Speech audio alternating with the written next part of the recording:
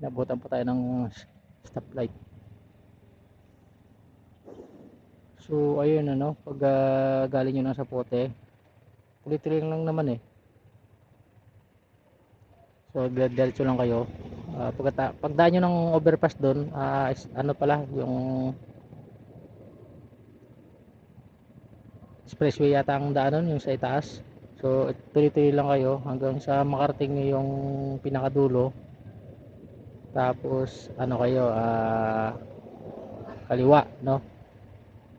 So malalampasan nyo yung may simbahan doon, malalampasan nyo. So pag doon sa pinakaunahan naman dito sa lugar na to, ito na yung 7-Eleven. Yan.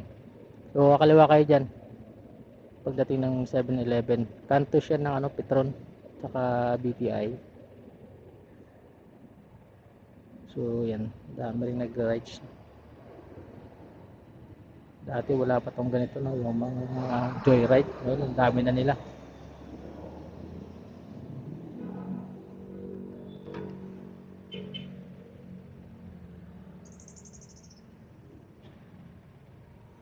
Hintayin natin na mag-green para makatawid tayo.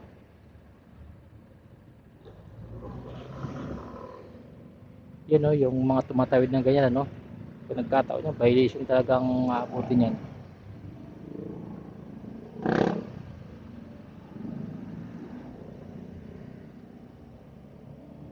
So may ginatsumunod ka sa traffic rules and regulation. Pag hindi, dali ka dyan.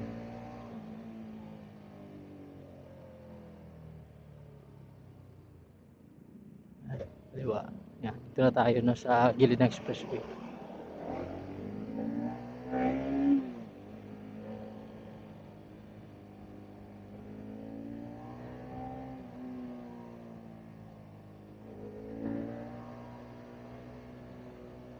Yan. Sarap magpatakbo pag ano eh, yung walang ka traffic eh.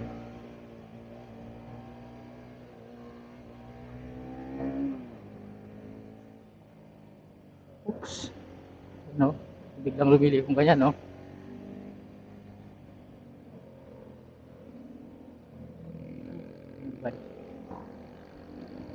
So, dapat talaga pag nagmamaneho ka, dapat responsable ka, no? Alam mo yung mga ano mo, galaw mo.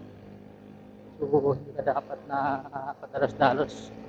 Pag sa tingin mong hindi mo kaya, so huwag ka nang sumigil kasi baka ma-accident ka pa. Yan. Ikaw din naman ng ano yan, magkaruwisyo sa huli. So, patakbo ka sa kaya mo lang. Huwag mong habulin yung hindi mo naman kayang habulin.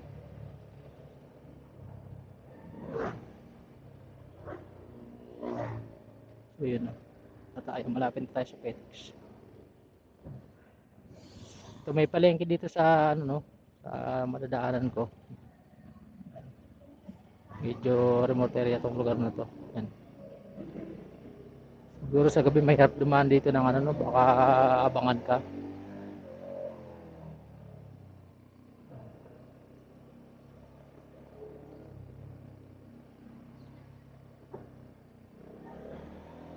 Yan. So, ano lang tayo no, diretso lang.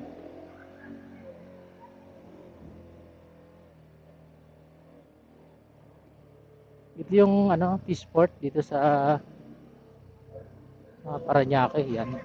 Peaceport to. So, lahat ng mga nahuling isda dito binabagsak sa pating lugar na to. Ano, basa.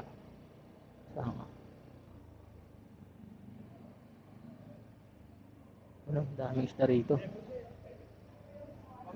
Maganda ring mamalengke rito sa lugar na to, no? So, baka mura ang tinda rito. Kasi dito binabagsak yung mga isda.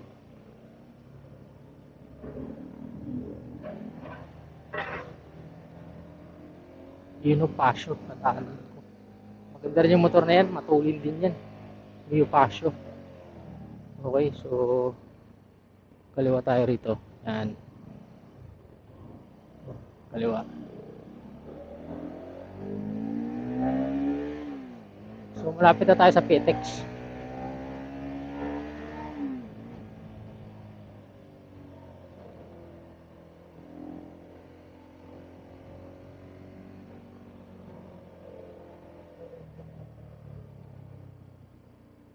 dito, tabing dagat, no? Manila Bay. Manila Bay yan.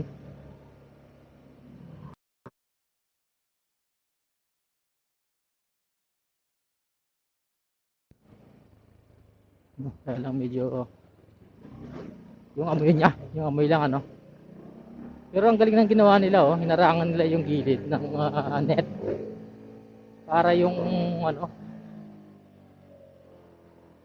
yung mga basura hindi pumunta sa gitna ng ilog.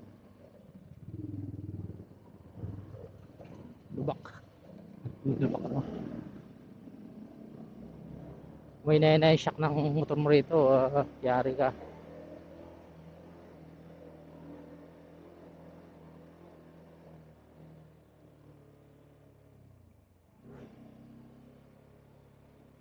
So yan, petiks na to.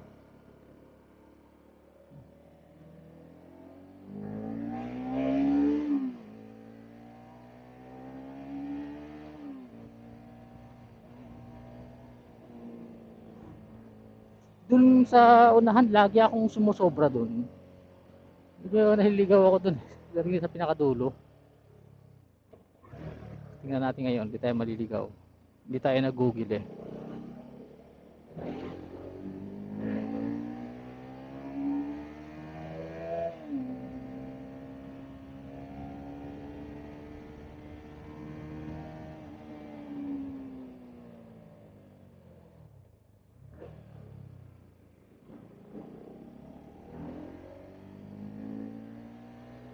So ito no,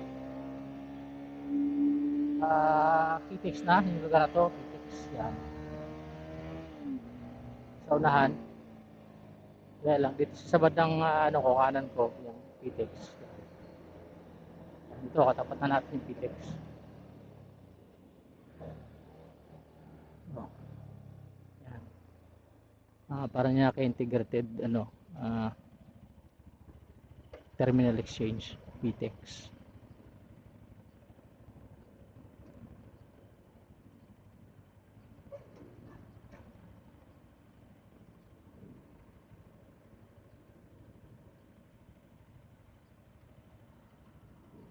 So maraming bus na dumadaan dito papuntang ano, monumento. Yan, Pasay. Dito sila dumadaan yung mga bus. Meron ding ano, terminal na sa loob nung yan, PTEX sa loob. Pwede ka ring sumakay doon. So doon ang maraming sasakyan ano, mga bus. Depende sa lugar kung saan mo gustong pumunta. So meron diyang Tagaytay, Cavite, ano pa, kung ano dyan, marami yan sa loob. Tanong nyo na lang siguro.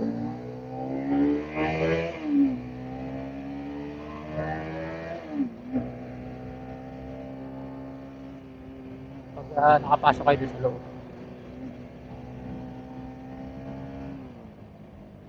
So ito pala ano, pagdating nyo sa dulo, kanan ako, yan.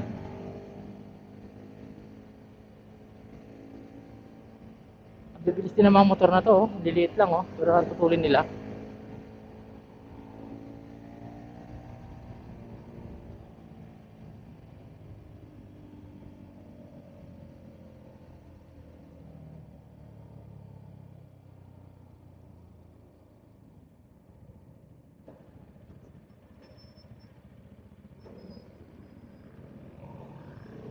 So kanan tayo dito na pagdating natin ng ano, mga tulay na to.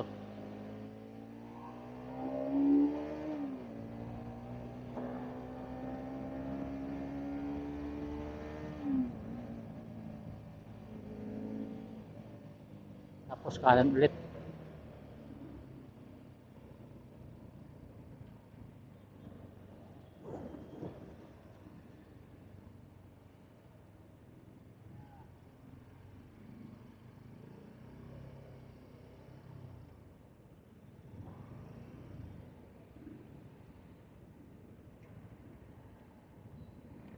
So ibig sabihin, pag dating mo pala sa lugar na to, pag galing ka ng monumento, monumento, tama, so kanan ka.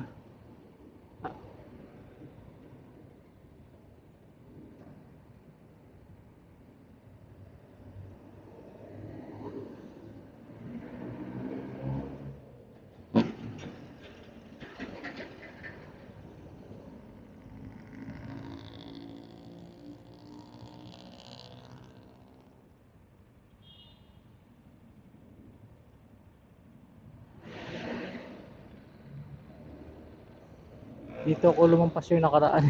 Tinuloy-tuloy ko to eh. Pero alam ko, pwede rin dumaan doon. Papuntang Las Piñas. Kaya lang, saan ka idada nun? Hindi kabisado yun.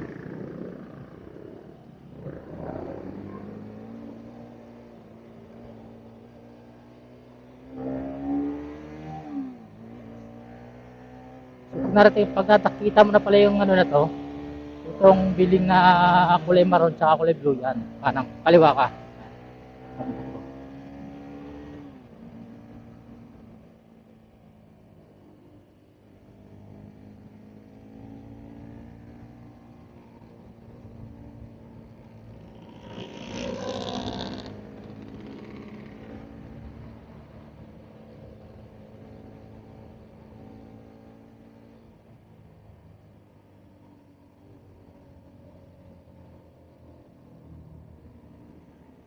Tapos dire-diretso na to hanggang dun sa ah, C3.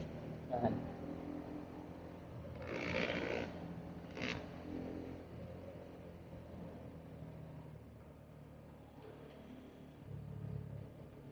So ang dami na rin nagano rito, no? Nagtaas ang mga building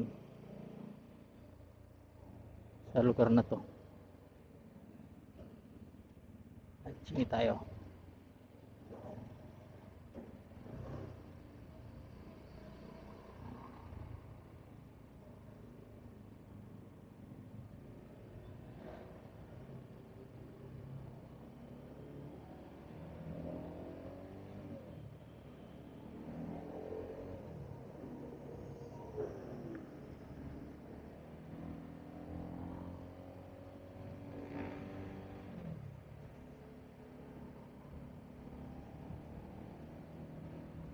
So dire-diretso ka lang, ano, mayroong ano dyan, overpass. Nakadumaan sa taas para ano, hindi ka mapalayo. Pwede naman sa ilalim, kaya lang may ikutan ka pa dyan eh. Kaya ako lagi ako dumadaan sa taas para pagbaba ko, so tuloy-tuloy lang yung daan, mas mapapalapit ka.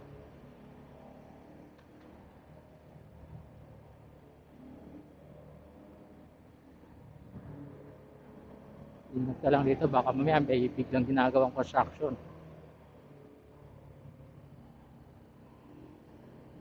Hindi pa tayo sa kabilang linya, no? Lilipat ka, o gamitin mo yung ano mo, signal light para hindi magkalituhan.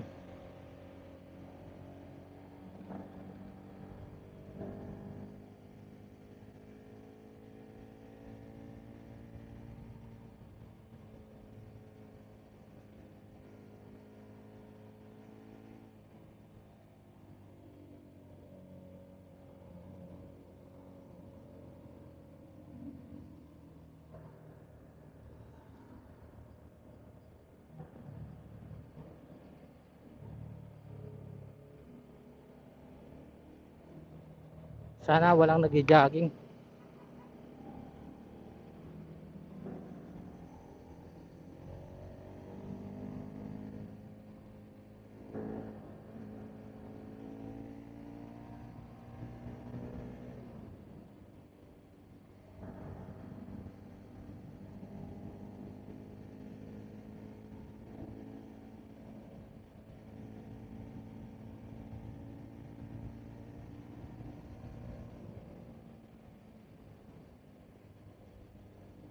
Yan.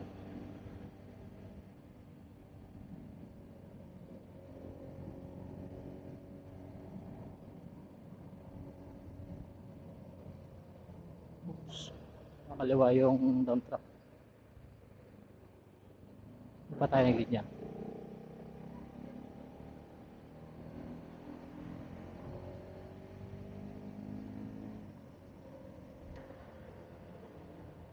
Full yung tipaklong sa ano ko, salamin ko.